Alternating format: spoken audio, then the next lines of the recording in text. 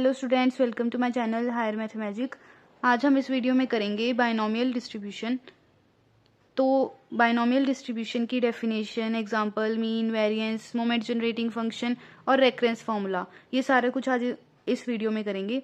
तो स्टार्ट करते हैं डेफिनेशन के साथ। तो डेफिनेशन हमें पता है कि जो भी जितनी भी डिस्ट्रीब्यूशन है उसको हम डिनोट करते हैं p x is equal to x के साथ। तो p x is equal to x को हम ऐसे भी लिख सकते हैं एफ एक्स एट एक्स या f x at x but with two parameters N and p. Bernoulli's distribution में हमारे पास सिर्फ अकेला पी था, इसमें हम एन भी ले लेंगे, ठीक है। तो बाइनोमियल डिस्ट्रीब्यूशन के केस में हमारे पास दो पैरामीटर्स हैं जिसकी डेफिनेशन क्या है, combination of N x P raise to power x Q raise to power N minus x. कब? अगर एक्स की वैल्यू है 0 से लेके एन तक। बर्नौलीज में हमारे पास एक्स की वैल्यू सिर्फ 0 और 1 थी, यहाँ पे 0 to n है, ठीक है। और अगर इससे अलग गया कोई वैल्यू तो उसका आंसर आएगा 0, ठीक है। मतलब x की वैल्यू अगर 0 to n है तो उसके लिए हम फंक्शन ये लेके चलेंगे, अदरवाइज 0। इसकी प्रॉपर डेफिनेशन देखते हैं। A random variable x is said to have a binomial distribution if it assumes only non negative numbers या values and its probability mass function is given by this. और इसको हम ऐसे भी लिख सकते हैं, combination of N x P raise to power x Q raise to power N minus X. आई के पैर में एक्स की सारी वैल्यूज 0 to n एक्स, ठीक है। तो अब हमारे पास कुछ नोट हैं, वो देखेंगे। फर्स्ट नोट क्या है, any random variable which follows binomial distribution is called a binomial variate, ठीक है। अगर कोई भी रैंडम वेरिएबल है जो बाइनोमियल डिस्ट्रीब्यूशन को सेटिस्फाई कर रहा है तो उसको बाइनोमियल वेरिएट बोलेंगे। सेकेंड नोट क्या है, the two independent constants n and p are known as the parameters. तो एन एंड पी को हम बोलते हैं पैरामीटर्स, जैसे पिछली बर्नौलीज डिस्ट्रीब्यूशन में हमने पी को बोला था पैरामीटर। तो थर्ड नोट क्या है, n is also known as degree of binomial distribution. तो जितना हमारा एन है तो उतनी हमारी डिग्री है। फोर्थ क्या है, वी यूज नोटेशन एक्स, ये वाला जो सिंबल है ये बी एन कॉमा पी हमारे पास पैरामीटर्स हैं, बी डिनोट कर रहा है बाइनोमियल डिस्ट्रीब्यूशन, एक्स हमारे पास random variable. To denote the random variable X follows binomial distribution with parameters N and P. तो अब हमारे पास एक एग्जांपल है जिससे आपको क्लियर हो जाएगा कि बाइनोमियल डिस्ट्रीब्यूशन है क्या।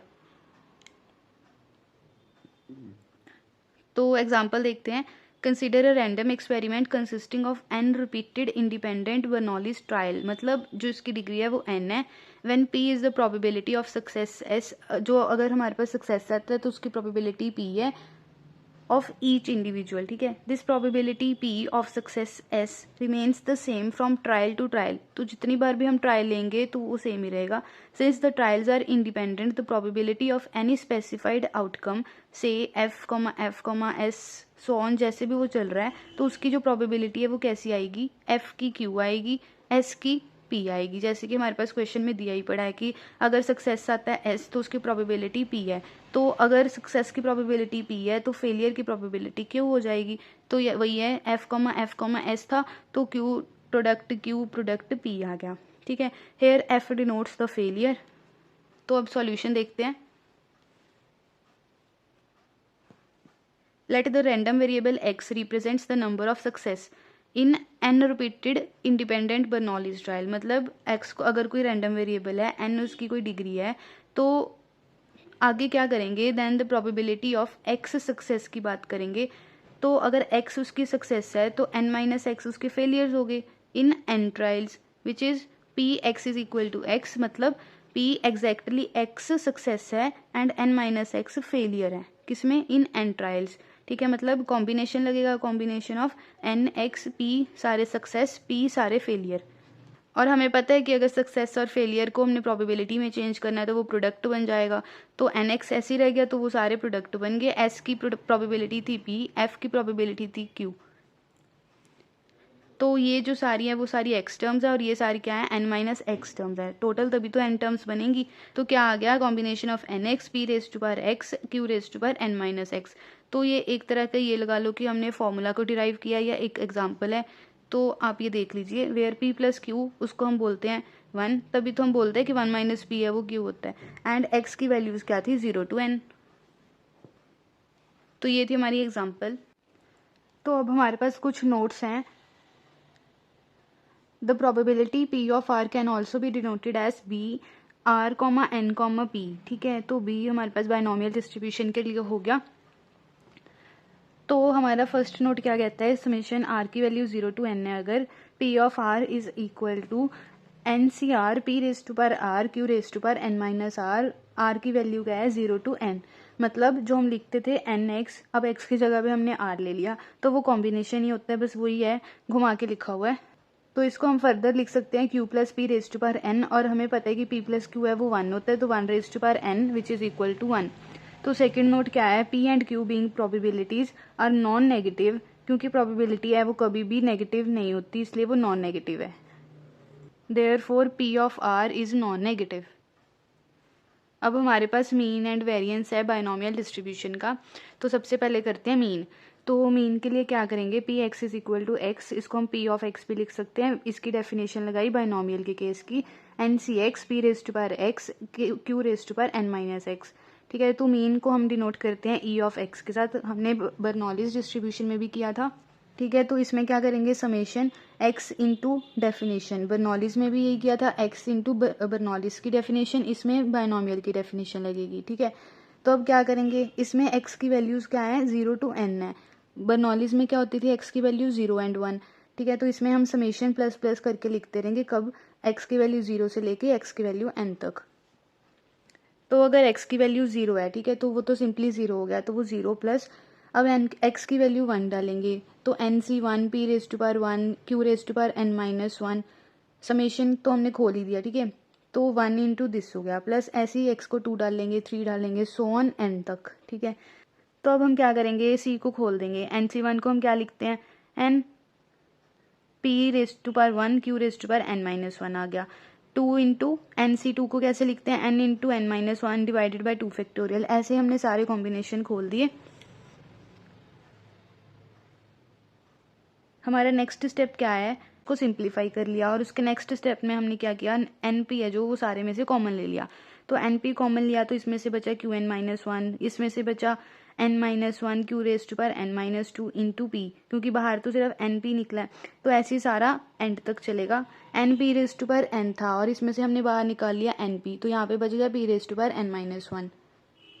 तो ऐसे ही हमने इसको और सिंप्लीफाई कर लिया, कैसे, एन माइनस 1 सी 0 क्या होता है 1, तो 1 इंटू क्यू ही पड़ा, तो वही है n minus 1 q raise to power n minus 2 into p, तो इसको हम कैसे लिख सकते हैं, एन माइनस 1 सी 1, तो ये क्या होता है एन माइनस 1, तो इसको हम कॉम्बिनेशन की फॉर्म में ले आए, तो ये हमारे पास क्या आ गया, p plus q raise to power n minus 1, n p बाहर पड़ा ही था, ठीक है, which is equal to n p, p plus q हमें पता है 1 होता है, raise to power n minus 1 पड़ा ही था, तो 1 raise to power n minus 1 है, तो वो 1 नहीं हो गया, तो वो आ गया एन पी, देयरफॉर मीन आ गया हमारे पास एन पी।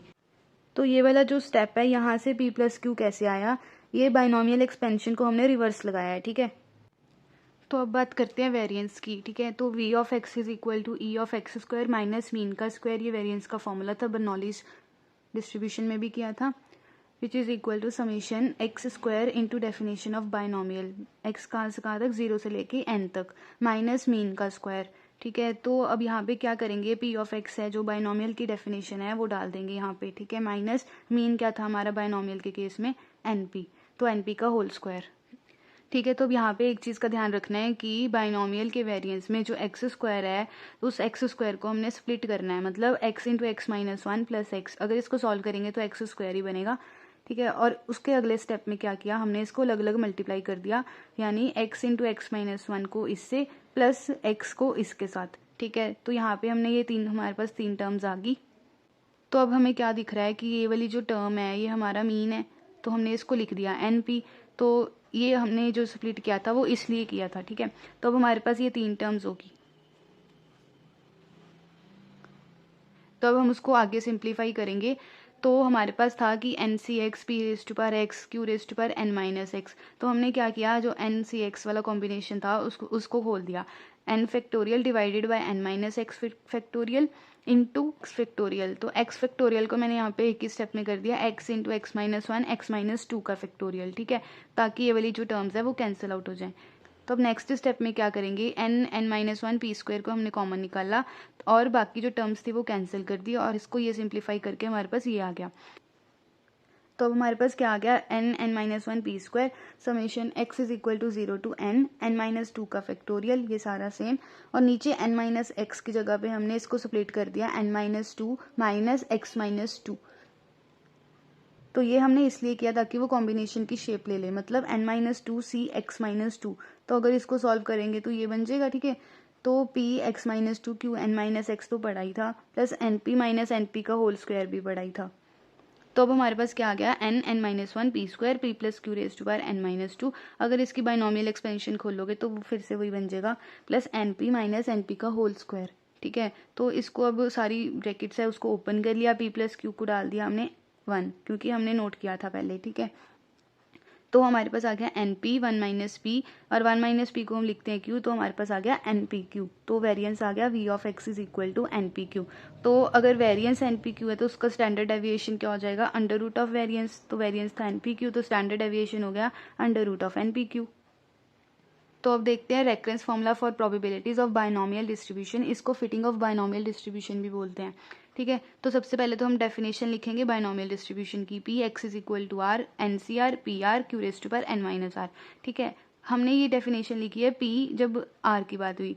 तो अब बात करेंगे आर प्लस वन की, P of R plus one जहाँ जहाँ पे आ रहा है वहाँ वहाँ पे आर प्लस वन आ जाएगा, ठीक है। तो अब क्या करेंगे, इन दोनों को डिवाइड कर देंगे। जब हमने इन दोनों को डिवाइड किया, सारे कुछ कैंसिल आउट करके हमारे पास बच गया n minus R divided by R plus one into P by Q, ठीक है। तो हमने तो रेफरेंस रिलेशन फाइंड करना था, मतलब कोई एक चीज़ फाइंड करनी थी दूसरे के कंपेरेटिव।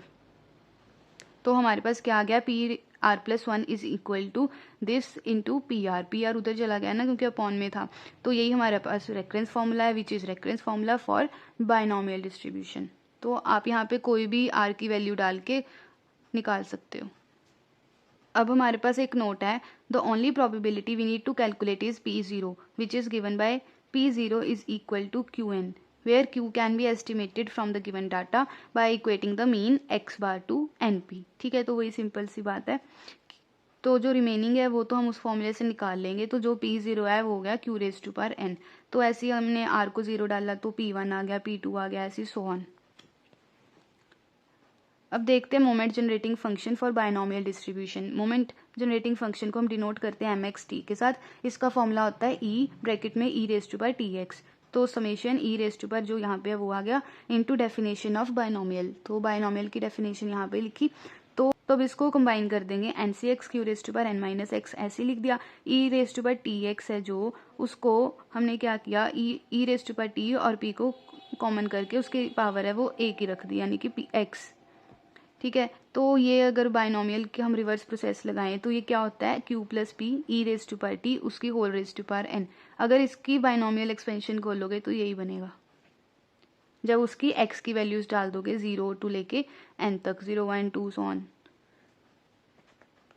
अगर आपको मेरी वीडियो अच्छी लगे तो चैनल को सब्सक्राइब और वीडियो को लाइक ज़रूर करें। Thank you.